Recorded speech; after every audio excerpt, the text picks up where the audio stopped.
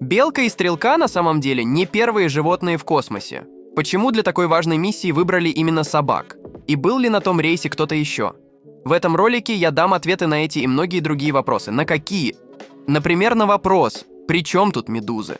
Ну а если вы досмотрите ролик до конца, то узнаете, какое животное не только побывало в космосе, но и родилось там. Приятного просмотра! 1960 год. Две дворняжки на борту ракеты. Их клички сейчас знает каждый, но тогда это был лишь очередной эксперимент. И собак для этого эксперимента отлавливали прямо на улицах Москвы, откуда сразу же отправляли в Государственный научно-исследовательский и испытательный институт авиационной и космической медицины. В общем, в специальный научный центр, если коротко. Там эти бывшие бездомные беспородные псы проходили предполетную подготовку. Сначала им ограничивали пространство на несколько суток, потом вживляли электроды, чтобы следить за состоянием по датчикам, приучали к одежде и перегрузкам. Всех их готовили стать космонавтами. Но почему именно дворняги? Почему не обезьяны или другие животные? Доктор медицинских наук Адилия Котовская на этот вопрос отвечала так. У них ведь жизнь непростая, то холод, то голод. А это значит, что они приучены к разным условиям среды. Во-вторых, собаки очень хорошо относятся к человеку, который для них хозяин, и здорово тренируются. Ну и в-третьих, физиология собаки со времен Ивана Петровича Павлова хорошо изучена. Белку и стрелку, как и всех остальных, нашли на улице. Они идеально подошли по всем характеристикам: возраст от 2 до 6 лет, вес не более 6 килограмм, рост 35 сантиметров. Ну и, конечно же, доброжелательность, лояльность к человеку и фотогеничность. Ведь в случае удачи эксперимента этим дворнягам предстояло стать новыми звездами Советского Союза. Ну и, как вы уже знаете, эксперимент все-таки прошел удачно. 19 августа 1960 года Белка и Стрелка вылетели в космос, совершили 17 полных оборотов вокруг Земли и успешно вернулись в заданную точку. Это стало настоящим прорывом в космонавтике, потому что дворняжки не просто вернулись на Землю, а остались к тому же совсем здоровыми и невредимыми. Стрелка через несколько месяцев даже смогла принести потомство – 6 абсолютно здоровых щенков. Кстати, интересный факт. На том борту были не только дворняжки. В тот день в космос также отправились 12 мышей-насекомые и, по неподтвержденным данным, кролик.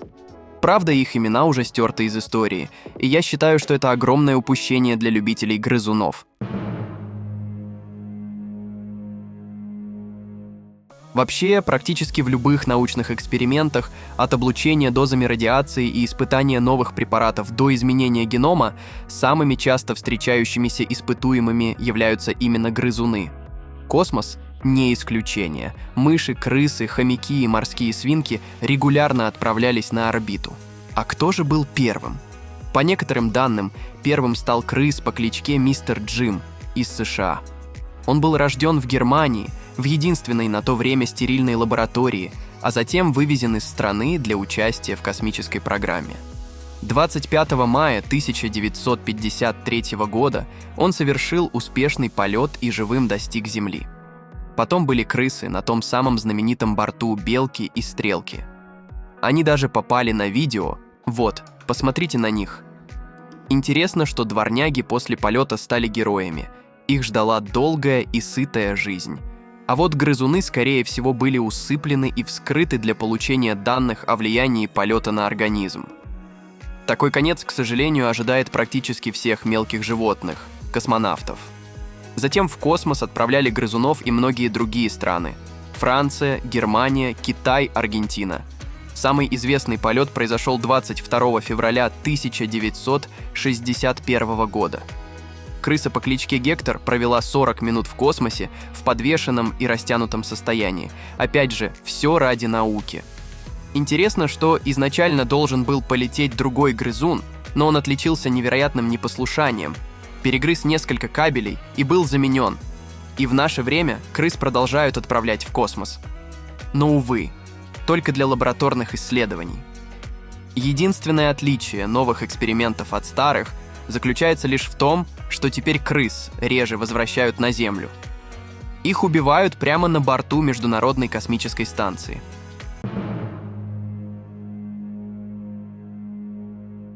Интересно, что функции «вернуться на Землю долгое время» в принципе не предусматривалось. Большинство первых полетов космических аппаратов с животными на борту было с билетом в один конец, вне зависимости от того, был запуск успешным или нет. Достигла ракета границы с космосом или упала раньше. Космонавты просто сгорали заживо, замерзали, задыхались.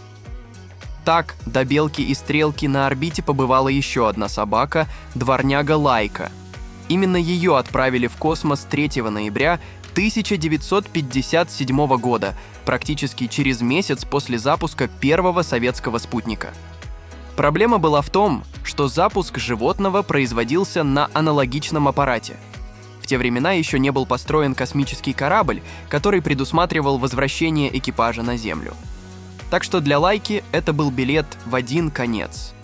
Информация об этом полете вызвала бурю возмущения среди зоозащитников. О Лайке писали почти все газеты мира, а западные журналисты называли ее «самой одинокой и несчастной собакой». В СССР были удивлены такой негативной реакцией, так как в этой стране во имя науки приносились и большие жертвы. В результате образ милой Лайки в космическом скафандре стал культовым. Она до сих пор остается героиней песен, книг, фильмов, комиксов и аниме, и по своей популярности серьезно соперничает с Белкой и Стрелкой.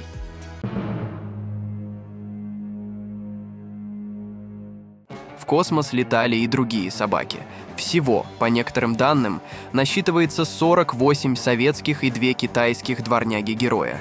Некоторые погибли, подобно Лайке, и остались забыты. Другие же выжили, но большую известность не обрели. Почему? Давайте разбираться. Еще до Белки и Стрелки в ракете летали Дезик и Цыган. Собаки совершили полет к линии Кармана, условной границе между нашей атмосферой и космическим пространством. Мохнатые отправились туда 22 июля 1951 года с полигона Капустин-Яр. Дезик и Цыган стали первыми высшими животными, совершившими полет на самую большую высоту – около 101 километра. Однако на орбиту так и не вышли, поэтому и не обрели столь огромной популярности. Кстати, обе собаки выжили. Правда, Цыган получил царапины при приземлении и был списан со счетов. А вот Дезик полетел в космос снова, но нашел там лишь свою гибель. Потом была Звездочка. Когда до полета Юрия Гагарина оставалось всего 18 дней, эта смелая собака отправилась на разведку на борту корабля «Спутник-10».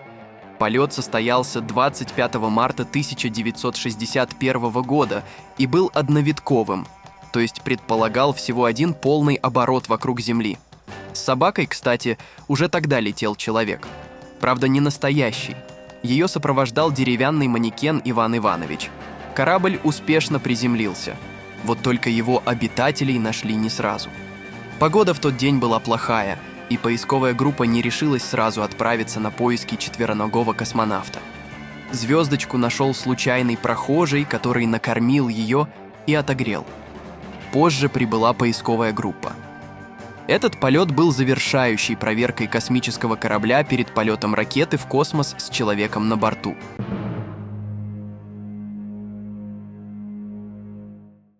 Кстати, если бы я был ученым, я бы остановил свой выбор не на собаках и не на крысах, а на обезьянах.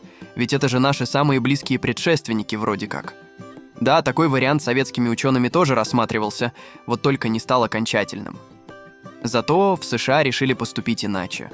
Именно американские ученые и запустили приматов в космос первыми еще в далеком 1958 году. Первой полетела обезьянка Гордо. Она отправилась в полет на корабле Юпитер А М-13. Слетала вполне успешно, вот только отделяемая капсула отклонилась от заданного курса и приземлилась в пустыне Нью-Мексико. Поисковая группа сработала недостаточно оперативно, и так называемый астронавт погиб от жары. Потом были и другие космические подопытные. Например, 31 января 1961 года шимпанзе по имени Хэм слетал в космос на ракете Mercury Redstone 2 в рамках программы «Меркурий». Полет длился 16 минут 39 секунд и стал предпоследней репетицией перед первым суборбитальным полетом американского астронавта. У Хэма вообще очень интересная судьба. Родился он в Камеруне в дикой природе. А потом его отловили звероловы и начали усиленно тренировать на простых задачках. Например, за 5 секунд нажать на рычаг после того, как увидел мигающий синий свет. В итоге простая обезьянка из дикой природы не только показала особую сообразительность, но и покорила всех своей энергией и хорошим настроением. День полета. Перед стартом Хэм позавтракал своими любимыми хлопьями и отправился в ракету в приподнятом настроении. Но не все прошло гладко. Сначала старт отложили на 4 часа, потом перегрузка достигла невероятных показателей, а после посадки корабль вообще оказался частично затопленным. Но несмотря на все трудности, Хэм благополучно завершил миссию и выжил. А потом прожил еще долгих 17 лет в зоопарках и даже снялся в кино. Он умер 19 января 1983 года в возрасте 26 лет, а его останки похоронены в Международном зале космической славы в Нью-Мексико.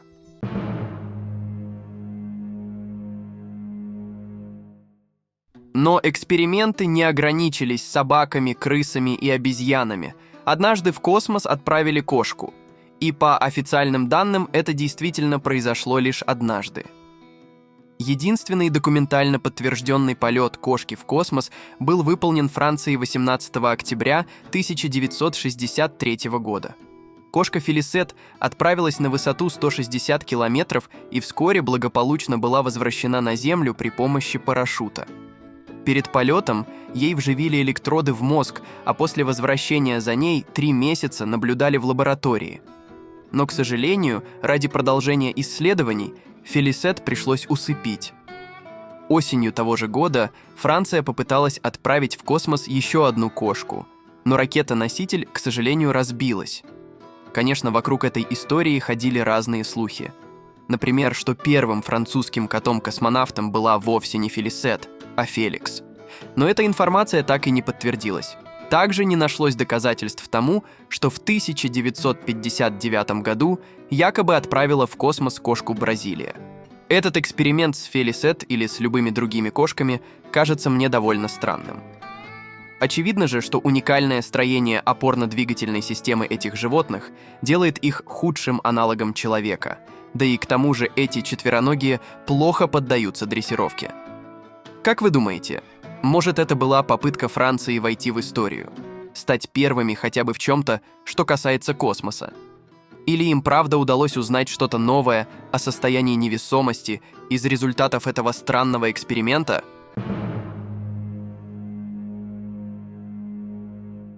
Ну ладно, я больше не буду ничему удивляться. Представляете, в сентябре 1968 года ученые решили отправить в космос степных черепах.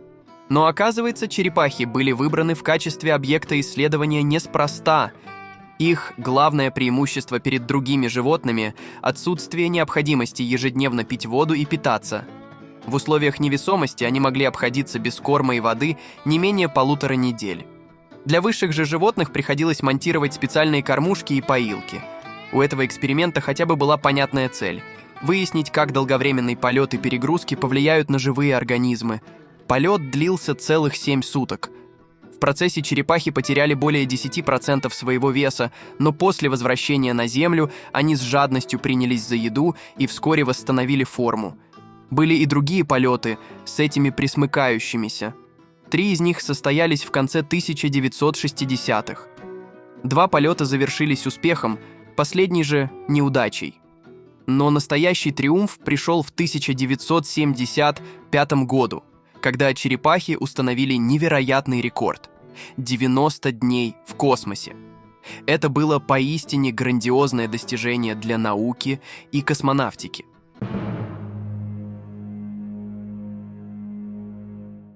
Кстати, несмотря на то, что черепахи провели так много дней в космосе, они не успели там сделать новых черепах. Если вы понимаете, о чем я. А вот медузы в этом деле вполне преуспели.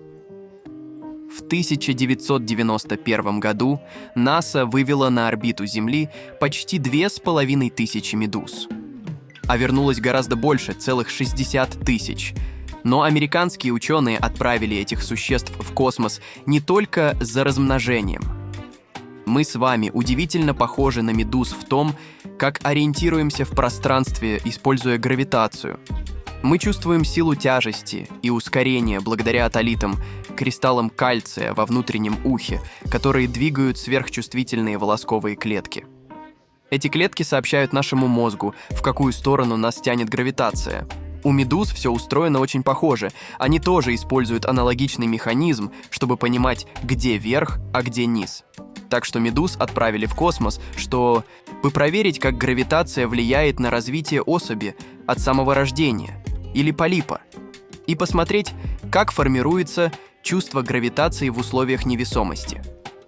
В итоге оказалось, что у космомедуз это чувство действительно было слабее, и на Земле они двигались совсем иначе, чем их собратья, оставшиеся на планете, хотя внешне ничем не отличались. Поэтому если человечество планирует провести несколько поколений, путешествуя по другим звездным системам, то нам придется разобраться, как растить детей в условиях невесомости. Ну или, конечно же, попробовать обеспечить полную гравитацию, чтобы создать необходимые привычные условия. Полагаю, мы еще очень далеки от создания колоний на Марсе. Кстати, медузы были не первыми существами, родившимися в космосе. Еще в 1990 году человечество сделало невероятный шаг вперед в рамках биологического эксперимента «Перепел». На орбиту отправили инкубаторы с перепелиными яйцами, и из маленькой серой скорлупки успешно появился первый перепеленок. Это стало абсолютной сенсацией, потому что теперь у человечества появилась возможность приблизиться еще на одну ступень в исследовании жизнеобеспечения экипажа при длительных космических полетах.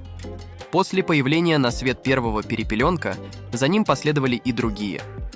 Однако их адаптация к условиям невесомости оказалась крайне сложной. Будто маленькие комочки пуха, они летали по каюте, не в силах стабилизировать свое положение. Из-за этого они так и не научились самостоятельно питаться и, как следствие, погибли. Этот эксперимент показал, что если мы планируем длительные космические путешествия, нам придется серьезно задуматься о том, как обеспечивать надлежащие условия для роста и развития живых существ в условиях невесомости. Так, в ходе пилотируемых и беспилотных полетов в космосе смогли побывать тысячи животных – собаки, обезьяны, кошки, грызуны, перепелки и даже медузы. А еще пауки, лягушки, тритоны, виноградные улитки, тараканы. Но об этом как-нибудь в другой раз. Как вы считаете, гуманны ли такие эксперименты? Пишите свое мнение в комментариях. Ну а если вы тоже хотите когда-нибудь побывать в космосе, то вам точно понадобятся для этого деньги. Без них, увы, никак. А заработать вы можете прямо в нашей компании. Мы активно набираем сценаристов, дикторов, монтажеров и креативных продюсеров. Если вам подходит какая-то из этих вакансий, переходите в нашего телеграм-бота и оставляйте заявку. Спасибо за просмотр!